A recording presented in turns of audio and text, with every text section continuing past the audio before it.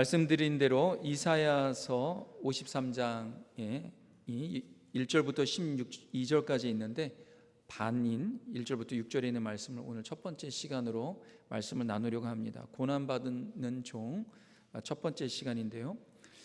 고난을 좋아하는 사람 없습니다. 여러분, 고통을 좋아하는 사람 없습니다. 만약에 고통을 좋아하고 고난을 좋아한다면 그거 좀 이상한 거죠. 그 멘탈이 좀 이상한 거 아닙니까?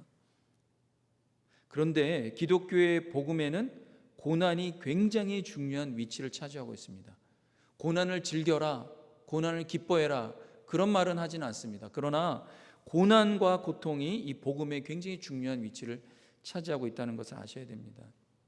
로마서 8장 17절에 보면 자녀이면 또한 상속자 곧 하나님의 상속자요 그리스도와 함께한 상속자니 우리가 그와 함께 영광을 받기 위하여 고난도 함께 받아야 할 것이니라, 이렇게 말씀하고 있습니다. 로마서 이 서신은 전체 신약 성경에서 황금과 같은 말씀이다라고 하고, 이 로마서의 또 가장 중심되고 황금과 같은 골든 스크립처가 8장이라고 합니다. 근데 8장 17절에 우리가 그와 예수 그리스도와 함께 영광을 받을 터인데 그것을 받기 위하여서 고난도 함께 받아야 한다, 그렇게 말씀하고 있습니다. 그래서 복음의 핵심 중에 하나가 고난에 참여하는 것입니다. 근데 고난을 누가 즐거워합니까? 고난 힘들지요. 근데 그리스도의 영광에 우리가 참여하기 위해서는 고난이 당연한 신앙의 과정이라는 것입니다. 심지어 고난을 받아야 한다고까지 말합니다. 고난 없는 영광은 없다라는 거예요. 누군가가 내가 성공을 원하고 정말 잘 사는 걸 원하고 영광을 원한다면 여러분 다 눈물이 있습니다. 수고가 있어요. 고통이 있습니다. 어떤 분이 만약에 나는 고통 없이 패스트 트랙으로 내가 정말 성공하고 영광 받아야 되겠다, 이거는 도박 심보입니다. 그런 것은 세상에 없습니다. 하나님께서 그렇게 만들지 않았어요. 만약에 그런 것이 있다면 그것은 다 사기입니다. 누군가가 여러분에게 패스트 트랙으로 성공을 주겠다, 내가 장담하겠다, 그거 다 사기예요. 그런 것 없습니다. 다 눈물이 있고 수고가 있고 땀이 있고, 특별히 우리가 그 영광된 그리스도의 영광, 여러분 우리 같은 존재가 어떻게 하나님의 영광에 참여하겠습니까? 근데 그걸 주시겠다는 거예요. 그런데 그것을 받는다면 그걸 받기 위하여 고난도 당연히 따라온다, 이것을 알아야 된다는 거예요. 우리가 잘 아는 문구지 않습니까? No cross, no crown. 이건 진리입니다. No cross, no crown. 크라운이, 면류관이 있다면 당연히 크로스가 있는 거예요. 십자가가 있습니다. 심지어 구약 성경에도 이 고난에 대한 이야기를 많이 하는데, 우리 믿음의 선조들 다 고난받았어요. 우리가 잘 아는 요셉, 고난이 있었습니다. 17살에 노예로 끌려갔어요. 크로스가 있었습니다. 그럼 다윗은 어떻습니까? 다윗은 너무나 힘든 어려운 삶을, 그가 왕위로 있기 40세 전까지 있었습니다. 그래서 시편 119편의 71절에 보면 이런 말씀이 있습니다. 다 같이 한번 읽겠습니다. 시작. 고난당하는 것이 내게 유익이라 이로 말미암아 내가 주의 율례를 배우게 되었나이다. 고난당하는 것이 심지어 유익이라고 말합니다. 여러분, 고난이 뭐가 유익입니까?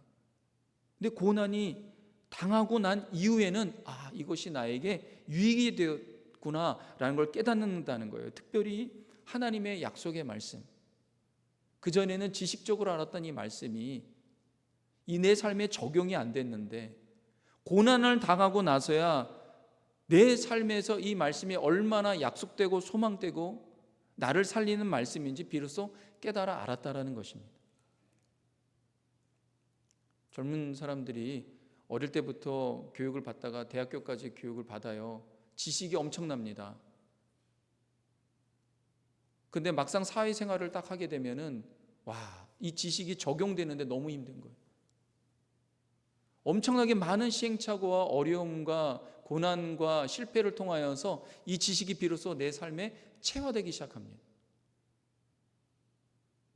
시편의 기자가 얘기합니다. 주님의 말씀이 내가 어릴 때부터 묵상하고 외웠지만 실제로 고난을 당하기 전까지는 그 말씀이 나에게 얼마나 유용하고 그 말씀이 나를 살리고 그 말씀이 나에게 진정한 구원이 되는지를 고난 당할 때 비로소 알게 됐다는 거예요. 고난이 내게 결국엔 유익이었다. 사랑하는 성도 여러분, 시편의 기자와 같이 고난이 내게 유익되는 역사가 여러분의 신앙의 삶의 과정 가운데 일어나길 주님의 이름으로 축원합니다.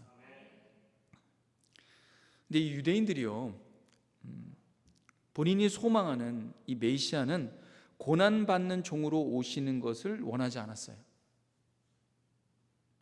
유대인들이 많은 그 나라를 잃고 고난이 계속 있었습니다.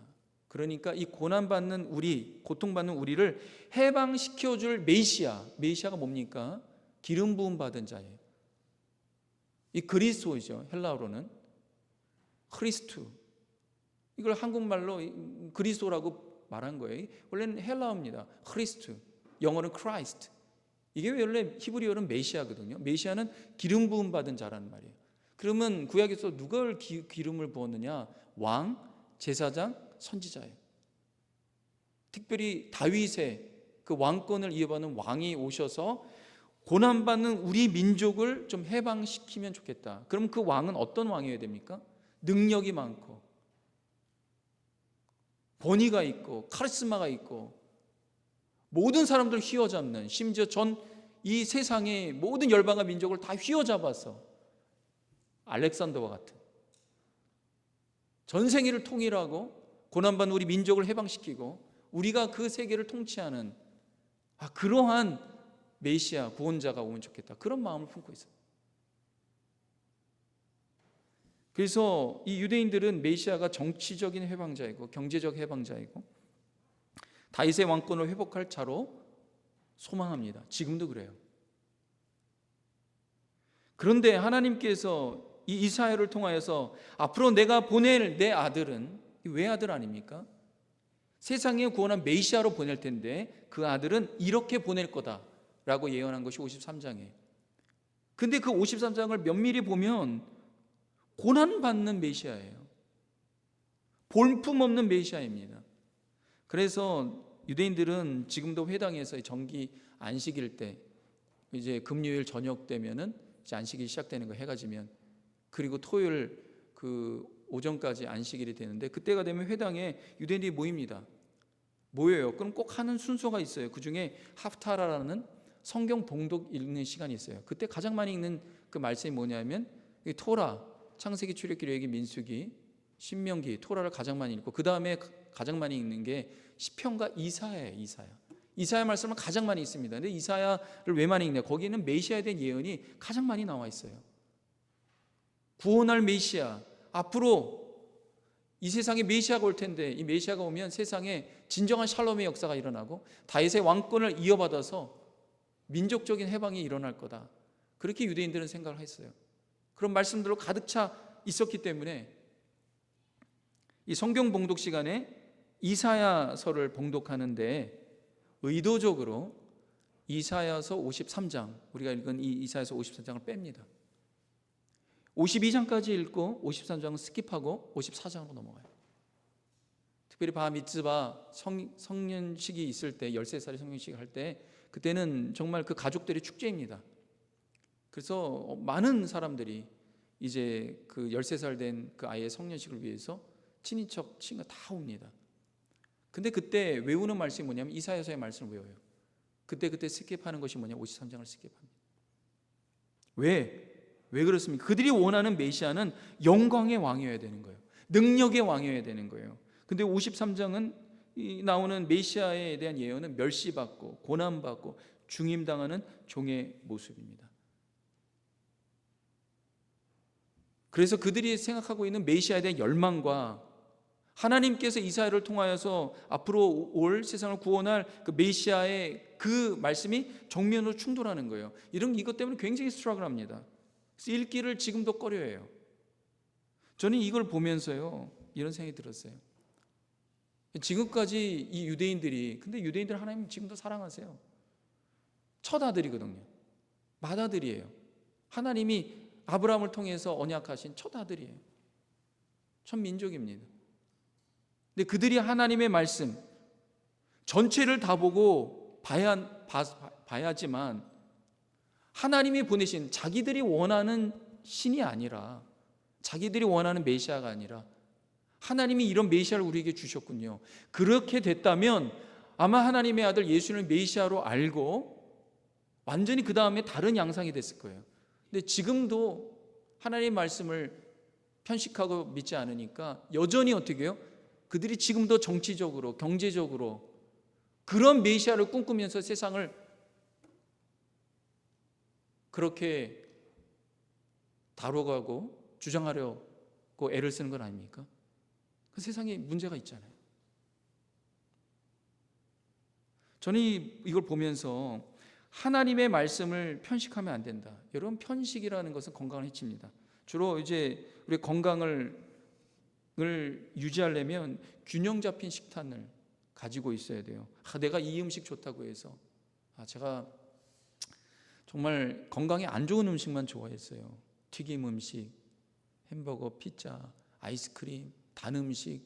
저는 또 미국에 와갖고 디저트의 맛을 들었어요. 디저트가 음식의 그 완성이니까 꼭 디저트 먹고 아이스크림 먹고 단 거 먹고 그러니까 제 몸이 망가지는데, 젊을 때야 뭐 그것이 다 회복이 빠르니까. 근데 이제는 회복이 안 되는 거예요. 그래서 그것을 조절하는데 너무 힘든 거예요. 그래서 어떻게 하면은 그 아내가 없는 틈을 타갖고 그걸 먹으려고 막 하는데 또 들켜요. 숨기질 못하는 거예요. 또 핀잔 먹으면 또 내가 정신 차려야지 또 이러고, 주님의 영광 위해서 내가 건강해야지. 예? 근데 참 그게 어렵습니다. 어려워요. 여러분, 마찬가지로 하나님의 말씀도요, 골고루 섭취해야 돼요. 골고루. 내가 원하고 내가 좋아하는 말씀만 먹으면 어떤 일이 일어납니까? 예. 저는 이런 생각이 들어요. 달달한 말씀만 먹으면 영적 당뇨에 걸린다. 신앙의 당뇨에 걸려요. 오히려 나에게 약이 되고 나를 건강하게 하는 말씀일수록요, 그 말씀이 나에게 쓰게 느껴집니다. 영적으로 건강해지려면 하나님의 말씀을 편식 없이 받아야 되고요, 하나님의 그 구원의 역사를 정말 보려면 우리가 주님의 말씀을 다 받아들이고 믿으려고 해야지만 되는 거예요. 편식하면 유대인들이 어떻게 됐습니까? 하나님의 아들이 바로 눈앞에 왔는데도 이건 내가 생각하는 메시아가 아니야, 치워버린 거예요. 하나님의 영광과 하나님의 구원을 보지 못하고 지금까지도 메시아를 소망하는 그런 어리석음에 빠지지 않습니까?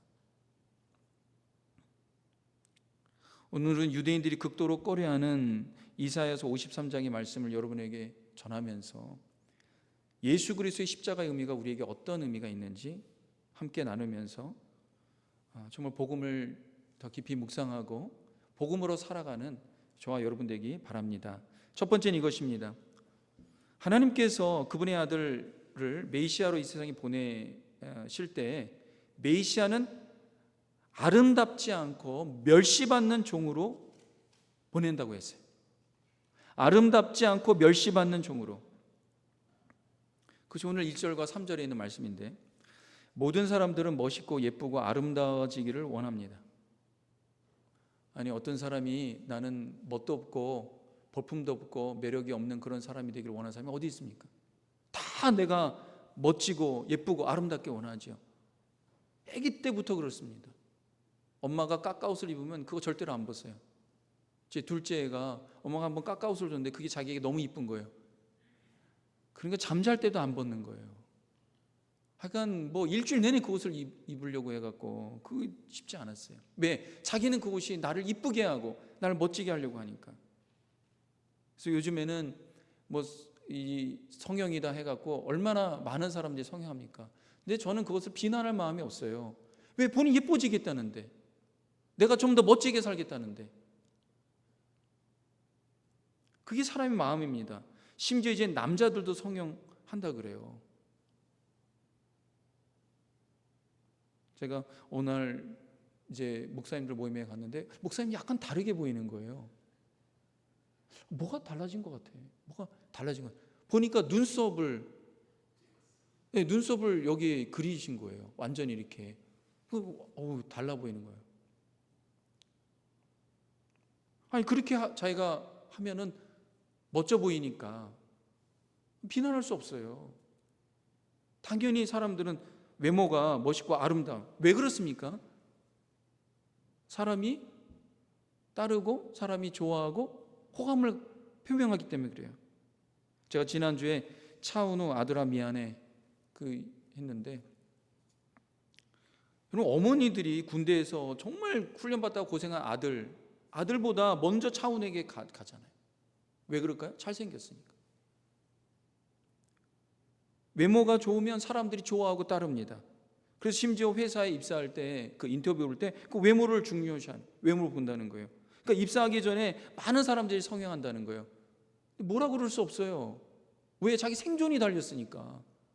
내가 이거 내 인생이 달린 거니까 좀 하나 고치고 내가 좀 잘 살겠다는데 뭐라 그럽니까? 자기가 책임질 거, 우리가 책임질 거 아니잖아요. 사람은 외모에 약합니다. 눈에 약해요. 오감에 약합니다. 그런데 하나님은 중심을 보시는 분이에요.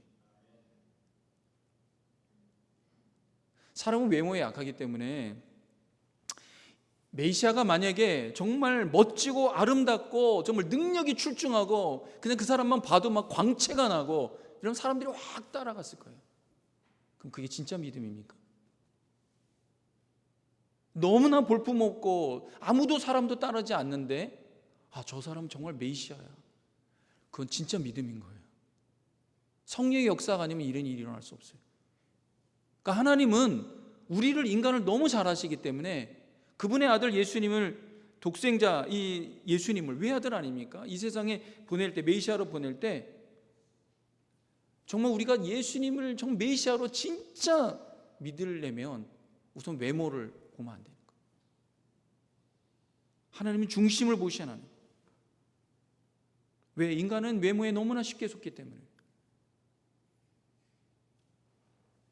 어떤 젊은이가 주님께서 자기의 중심만 보지 마시고 외모도 좀 보시고 신경 쓰면 좋겠다, 그런 기도를 하는 젊은이들도 있더라고요.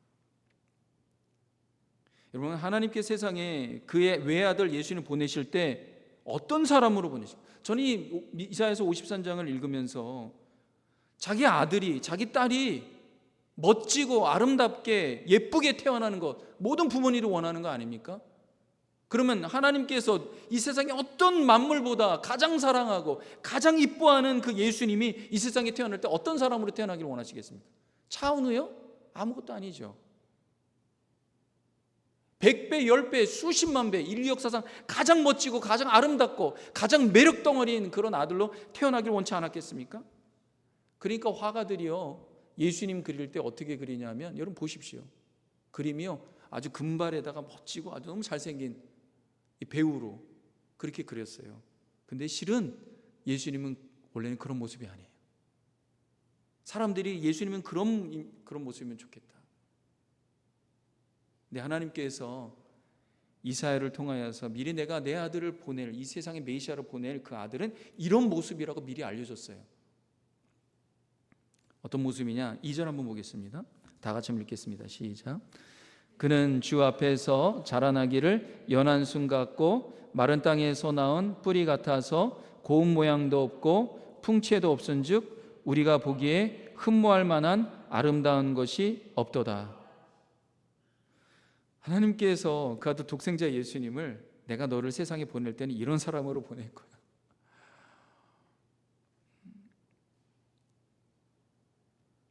왜 그런가? 여러분 여기 보면 연한 순 같고 마른 땅에서 나온 뿌리 같아서, 예수님이 연한 순 같다라는 거예요. 연약한 몸으로 태어났다는 거예요. 그리고 마른 땅에서 나온 뿌리 같아서, 마른 땅에서 나온 뿌리 같아서 볼품이 없는 거예요. 그러니까 고운 모양도 없고 풍채도 없은즉.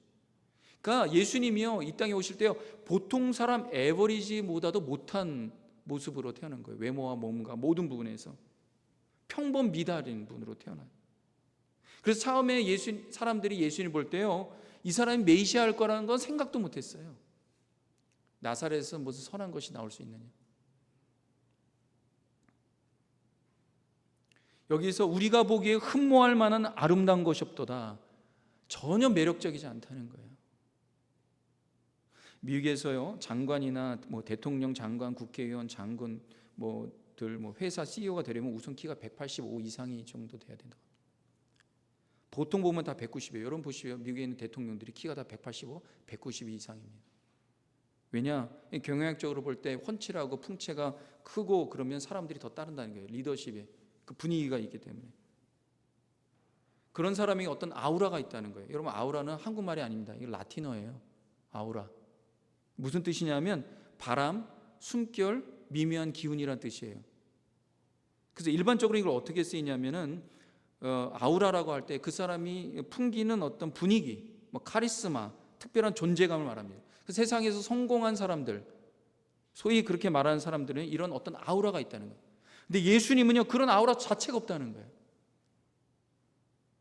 사람들이 어디 외적으로 볼 때 매력적이어야지 따르잖아요. 근데 그런 매력적인 게 없다는 거예요. 예수님은 하나님께서 그 아들 예수님을 세상에 보낼 때 흠모할 만한 아름다운 것이 없는 외모로 보내셨다는 거예요. 심지어 어떠냐? 3절에 보면 다 같이 읽겠습니다. 시작. 그는 멸시를 받아 사람들에게 버림받았으며 강고를 많이 겪었으며 질고를 아는 자라. 마치 사람들이 그에게서 얼굴을 가리는 것 같이 멸시를 당하였고 우리도 그를 귀히 여기지 아니하였도다. 이렇게 말하고 있어요. 심지어 그런 모습이었기 때문에 멸시를 받았다는 거예요. 예수님은 사람들에게 그렇게 인정받지 못한 존재였다. 사람들이 그를 그렇게 좋아하지 않았다는 거예요. 멸시받았다는 거예요. 멸시라는 것이 무슨 뜻입니까? 하찮게 여긴다는 거예요. 무가치하게 여긴다. 근데 그분이 예수님이에요. 그분이 하나님의 아들이에요. 사람들이 세상을 구원할 메시아를 하찮게 여겼다는 거예요. 심지어 버림받았다. 버림받았다는 말은 무엇입니까? rejected. 끊어졌다는 거예요. 단절됐다는 거예요. 사람들과 사회적으로, 관계적으로 끊어지고 고립되고 배제되었다는 거예요.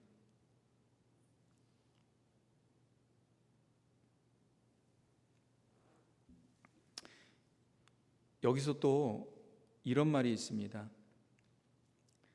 간고를 많이 겪었으며 질고를 하는 자라. 이게 좀 어려운 말이죠. 성경을 좀 더 쉽게 번역하면 좋겠는데, 이 간고는 뭐냐? 간고는 고통, 슬픔, 내적인 슬픔과 내적인 아픔을 의미합니다. 그게 간고예요. 예수님은 깊은 슬픔과 내적인 고통과 아픔을 겪으셨어요. 그리고 질고를 아는 자라. 질고는 뭐냐면 육체적인 질병을 말합니다. 병약함을 말해요. 예수님은 태어날 때도 병약한 분으로 태어났어요. 근데 그럴 수밖에 없는 게, 예수님이 태어날 때 어땠습니까? 그 마리아는 너무 어렸고 고생해서 나사렛에서 베들레헴으로 겨우 왔어요. 그때 예수님이 뱃속에 있었어요. 그리고 마리아는 엄청난 고통을 받지 않았습니까? 왜? 요셉에 의한 친자가 아니잖아요. 약혼할 때 이미 임신이 됐어요. 그 공동체에서 얼마나 질타를 받겠습니까? 그것이 고스란히 아이에게 오는 거예요. 베들레헴에 있었는데 아기 거기서 겨우 태어났어요. 태어났는데 헤롯이 죽인다고 하니까 애굽으로 도망쳐야 돼요. 그 갓난쟁이를 안고 그냥 도망가야 돼요.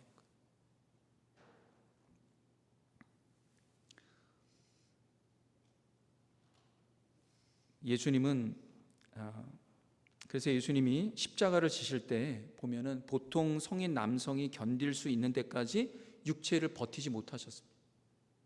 그래서 너무 일찍 돌아가셨어요. 몸이 약하고 병이 있으셨어요. 저는 근데 이 예수님 보면서 예수님이 30세까지 자기 가족을 다 봉양하셨어요. 근데 무슨 일을 하셨냐면 목수 일을 하셨어요. 여러분, 목수는요 건장해야 됩니다. 근데 예수님 몸이 연약하셨어요. 힘이 없으셨어요. 근데 30살까지 5, 6대는 자기 동생들을 다 결혼할 때까지 키우기 위해서 열심히 목수 일을 헌신되게 하셨어요. 저는 이거 보면서 예수님 너무나 좋으신 분이다. 너무나 신실하신 분. 근데 왜 하나님께서 가장 사랑하시는 아들 예수님을 이런 연약한 사람으로 보내셨냐는 거예요. 왜냐?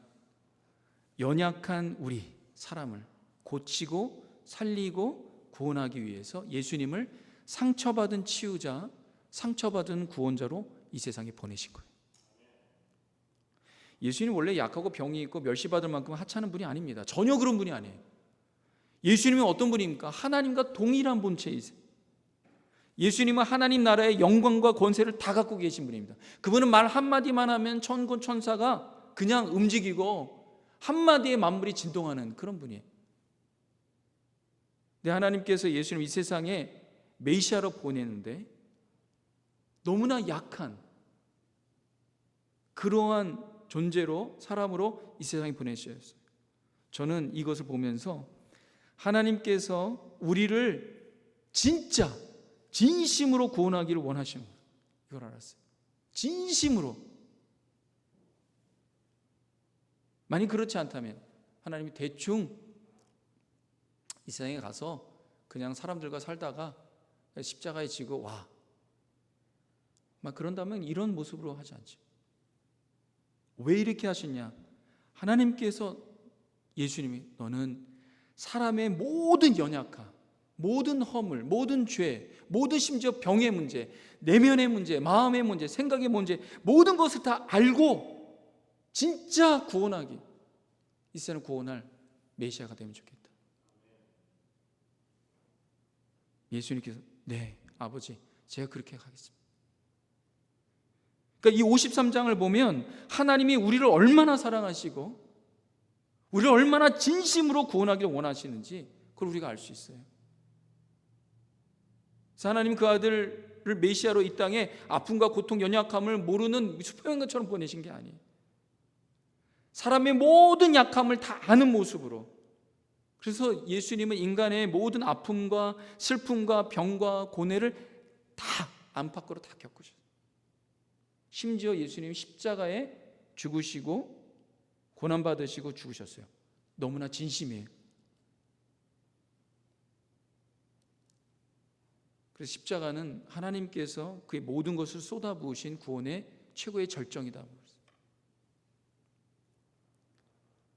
그래서 십자가를 바라보는 때 이게 풀리기 시작하는 거예요. 4절의 말씀 다 같이 한번 보겠습니다. 시작.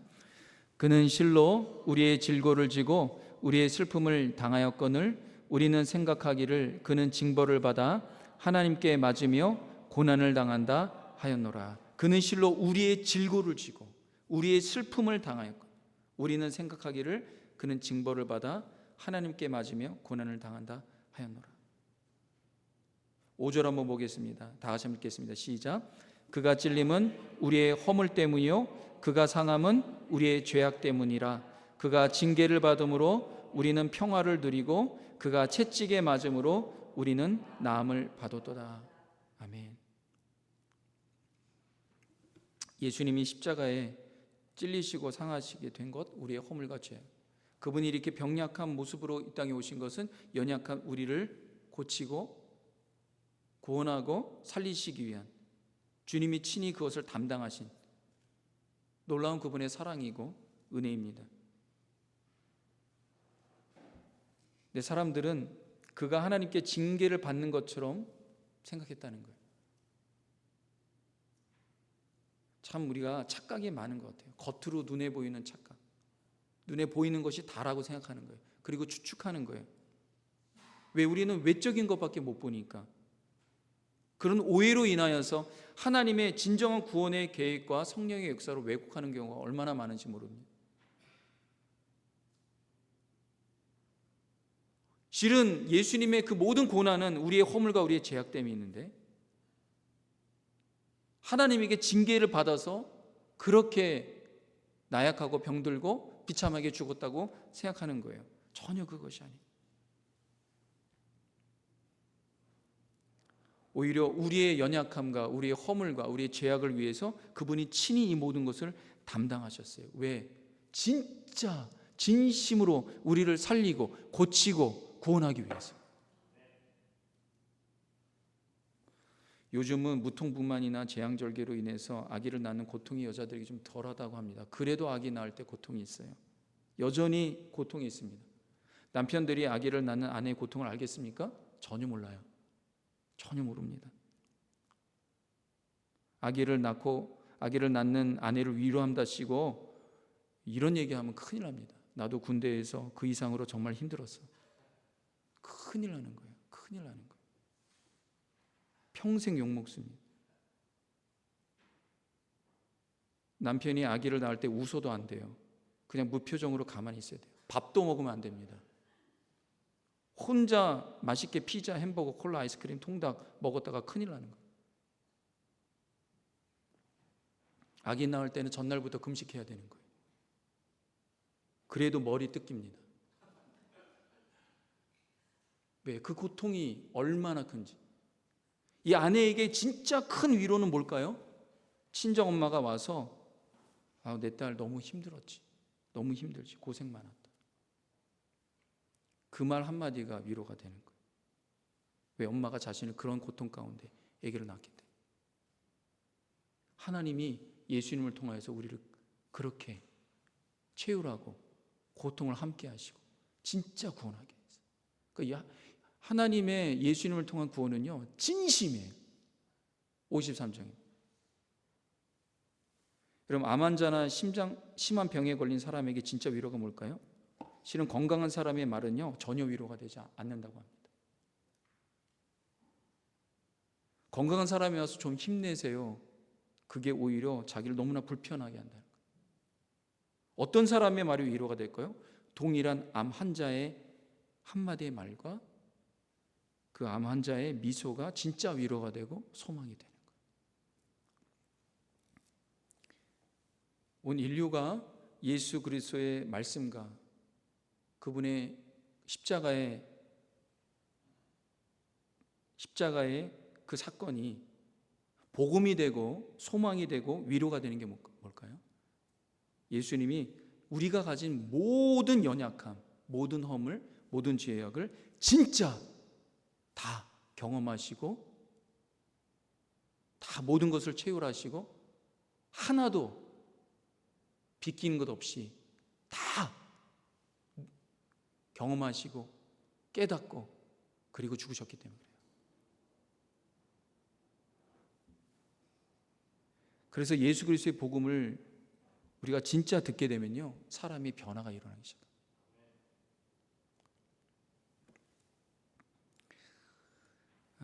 말씀을 마무리합니다. 사랑하는 성도 여러분, 우리가 오늘 묵상한 이사야서 53장은 인간적으로 보면 받아들이기 어려운 말씀일 수 있어요. 우리가 기대하는 메시아는 능력 있고 좀 멋있고 강력한 왕으로 오시면 문제가 단번에 해결되는데, 그러나 하나님께서 정반대로 외모조차 흠모할 것이 없는, 심지어 멸시와 버림당하는 병과 고통을 받은 연약한 종으로 그분의 아들을 메시아로 이 땅에 보내셨습니다. 왜냐하면 바로 그렇게 연약하고 낮아지고 고난 당할 때 우리에게 참된 구원의 역사가 임하기 때문에 그렇습니다. 그래서 예수 그리스도의 복음은요, 그냥 지식적인 복음이 아니에요. 그분을 알게 되고 믿게 되면 그 복음이 우리의 전 인격에 들어오기 시작합니다. 우리의 삶의 전 영역에 들어오기 시작합니다.